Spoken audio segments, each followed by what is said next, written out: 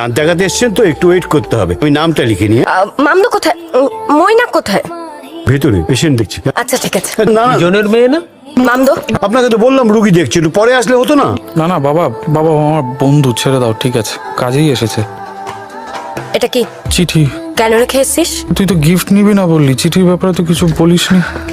Listen, right now তুই আমার কাছে একজন স্ট্রেঞ্জার। কাল ড্রাঙ্ক ছিলাম তাই রিঅ্যাক্ট করতে পারিনি, তা না হলে না তোকে এই নাটকটা করতে দিতাম না। নাটক? অবভিয়াসলি নাটক। এসব প্রেম ভালোবাসা, চিঠি দেওয়া চিঠি নেওয়া, এই বোকা বোকা কাজগুলো না আমার জাস্ট পোষায় না। আমার জীবনে এখন অনেক প্রবলেম চলছে, তুই আমার পেছন পেছন ঘোরা বন্ধ করবি? আরে পেছন পেছন কোথায় ঘুরলাম তোর? আমি তো শুধু তোকে বলেছি যে আমি তোকে এখনো ভালোবাসি। না তুই বাসিস না ঠিক আছে, আমার তো কোনো প্রবলেম নেই সেটাতে। আমরা তো বন্ধু ছিলাম, বল, আমরা তো বন্ধু হতে আপত্তি কোথায়? আমি আগে ভুল করেছিলাম, সরি বলছি তো, তখন সাহস ছিল না, এখন সাহস আছে। তুই তোর এই সাহস নিয়ে মাসাই মারার জঙ্গল